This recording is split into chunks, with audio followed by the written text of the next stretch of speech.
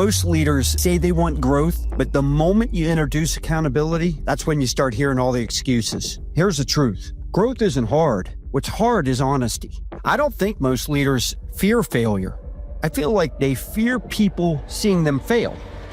So they build comfortable cultures that are full of check-ins and dashboards, polite compliments, and it all looks polished and productive, but it's not progress. It's motion without movement. And accountability, it shouldn't be or be perceived even as a punishment. It's really about performance.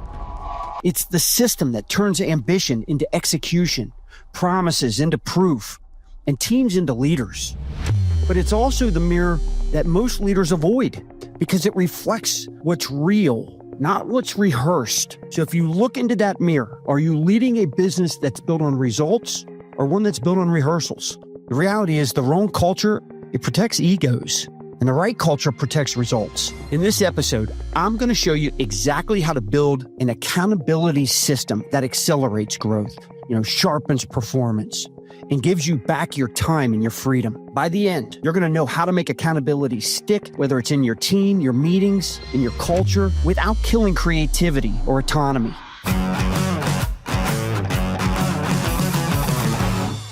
I'm Scott Joseph, the host of Business Bourbon and Cigars and the founder of Me Plus Ultra. Through building multiple companies and working with elite entrepreneurs inside of our mastermind group, I've learned one truth never fails.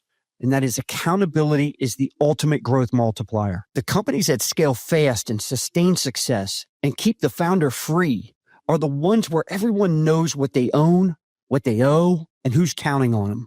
Here's how I'd like to kind of break this down. First, I'm going to tell you about a time where I had to face some uncomfortable truths about my own leadership, and then I'm going to walk you through 7 battle-tested moves to make accountability your competitive advantage. These are not theories. These are systems that work in the real world. They're for high-performing leaders who are done babysitting mediocrity. For years, when I was involved in the day-to-day at J&L Marketing, I was convinced that success came because of our sales team. I built the company that way. It was definitely a sales-first culture, and we dominated in those first 15 to 20 years. Grew fast every year, year after year, earned a reputation for delivering huge ROI for our clients. But over time, I started noticing something, that eventually that growth, it really started plateauing. And I used to think, man, I got to grind hard, double down on what we've done in the past. Clients weren't staying as long, right? I still felt like we were winning, but it just felt like we were pushing harder and harder for smaller gains. And that's when our president, now our CEO and my partner, Jamil Zabaneh, came to me with a new direction. And he wanted to shift the focus from sales to client support and marketing strategy and the work we did with deep data. He said, Scott, and he was trying to convince me that by investing more in what truly made us unique, this is what was going to help us increase retention and start growing that top and bottom line. And I got to tell you, I didn't like hearing it. It felt like he was saying that the system that I built wasn't working. And at that moment, my ego, that's when it kicked in hard. But here's where accountability changed everything. I realized the problem wasn't the business model. The problem was me. I was resisting the truth because it meant admitting that my old ways had limits. So I did what most leaders don't do. I got out of my own way. I held myself accountable first. I told Jamil, I said, you know what? You're right. I'll back you and I'll stay accountable to the same standards that we expect from everybody else. And you know what happened? Over the next 36 months, the business grew over 300%. Client retention hit record highs. Our margins expanded. And I went from being the bottleneck to a guy that started to elevate and delegate. That shift wasn't magic. It was accountability. I had to face the mirror that I'd been avoiding. You can't demand accountability from others while protecting yourself from it. That moment taught me something every elite leader eventually learns. You're never going to have a culture of accountability until accountability starts at the top. So let's talk about what an accountability operating system looks like. I've broken it down at 7 moves that build growth that you can measure. And the bottom line is accountability. It's not a spreadsheet. It's not a slogan. It's an operating system for results. And here's how you actually install it in your business so your business can start running without your constant supervision. Get out of the babysitting role. Have you ever felt stuck trying to solve your toughest business challenges? Maybe you're juggling too many priorities, you're struggling to scale, or you're trying to grow without clarity. It's frustrating to work hard and to feel like nothing is moving the needle. The Business, Bourbon, and Cigars Workbook gives you access to the same tools, frameworks, and processes that Me Plus Ultra members use at our retreats to tackle real business challenges. You're going to learn how to use SMAC, mastermind-style collaboration techniques, and structured problem-solving methods to identify critical obstacles, create actionable plans, and drive smarter growth. Even if you're not attending the retreat, this workbook lets you experience the same high-level thinking and frameworks that top entrepreneurs use to accelerate results. Download your free copy today at meplusultra.com/workbook and start applying the exact strategies that help businesses scale smarter, solve complex challenges, and make faster, more informed decisions. First thing you got to do is replace check-ins with commitments. Most meetings, they're therapy sessions for busy people. End that now. Before the meeting ends, everyone says one sentence out loud. Here's what I'm doing. I'm going to get it done by this date and time. And this is how you'll know it's done.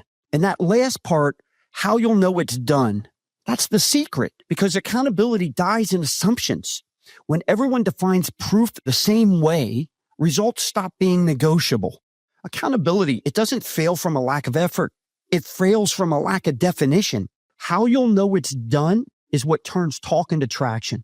So no one leaves until every promise is public, because accountability without visibility, it's nothing more than theater. If your team can't say their commitments out loud, it's not a team, it's a support group. The second thing I want you to do is I want you to make a scoreboard hurt in a good way. Stop tracking comfort metrics like calls and clicks or impressions. Track what actually makes or breaks your day, your week, your month, your quarter. If it doesn't make someone sweat a little, it's not the right metric. Now, I'll give you an example. Instead of number of demos booked, track contracts signed. Instead of site traffic, track qualified leads closed. And we post this every Monday morning, right? It's for everyone to see. Public pressure drives private excellence. The third step I want you to do is tie every number to a name. If a KPI doesn't have an owner, it's an orphan. And orphans never thrive. So no more, the marketing team or the sales team owns that. Put one name next to every metric. For example, Amanda owns lead flow, 300 qualified per month. And now Amanda knows the score. The team knows who's on the hook. You replace confusion with clarity. The fourth thing I want you to do is add a 10-minute truth loop to every meeting. And I want you to start every meeting with one question. What's stuck? You're going to learn more in 10 minutes than any status report could tell you. And here's the rule. No one gets to say, well, we're waiting on John over there to get us this. Or if you're waiting on someone, you call that person right then, right in front of everyone. Leaders who avoid hard conversations, they build soft companies. Get comfortable with radical candor. Be willing to piss people off and still care about them personally. It's not mean, it's clear. By the way, this goes in reverse too. You need to receive this type of feedback better too. Fifth thing, enforce the 24-hour rule. When something breaks, a deal collapses, a project slips, a client complains, the owner has 24 hours to send three things. First, the truth, what really happened. And then the lesson, right? Here's what we learned. And then the third thing, communicate the change. This is what we're doing differently now, so it doesn't happen again. And that's how you turn failure into forward momentum. No spin, no politics, just progress. Number 6, flip accountability from top down to peer to peer. The most powerful accountability, it never comes from the boss. It comes from your peers. So create accountability pairs. 2 leaders, maybe they meet every Friday for 15 minutes. They're going to review goals, exchange feedback, call each other's bluff. No titles, no politics, just truth. When peers hold each other to higher standards, the culture starts to upgrade itself. You don't have to push people anymore. They start pulling each other up. 7, finally, show receipts in public, not private. Every 2 weeks, you run a quick, before, after Delta review. What I mean by that is our follow-up time went from 38 hours to 6. That's why revenue jumped 14%. It's simple, visible, and addictive, because once people see progress publicly, momentum, it starts to become contagious. When you stack these 7 moves, you don't just create accountability, you create autonomy with traction. Your people stop performing for approval and start performing for pride. Accountability, it isn't about control. It's about creating a business that thinks for itself. Most leaders think accountability limits freedom, but it's really the opposite. When accountability is built right, you don't have to micromanage. You don't have to babysit because your business starts managing itself. And if you want to see exactly how to build this kind of system, one that transforms talk into traction, I have something for you. It's free, no obligation to do anything. I want you to download the Business Bourbon and Cigars Leadership Retreat Workbook. It's the one we just did at Business Bourbon and Cigars 10. It's free. It's the same framework we use inside Me Plus Ultra Masterminds. This is the framework that helps elite entrepreneurs turn challenges into measurable results. Inside this thing, you're going to get the SMACC system. That's SMACCC. It's the same process that turns goals into commitments and commitments into momentum. This is the tool that leaders use to install accountability that actually scales. So grab it now and do me a favor. Don't just read it. Use it, because accountability isn't a mindset. It's a movement, and leaders who embrace it, don't just grow their companies. They grow themselves. The wrong culture hides behind effort, but the right culture measures it. You need to choose which one you're leading. Cheers, everyone.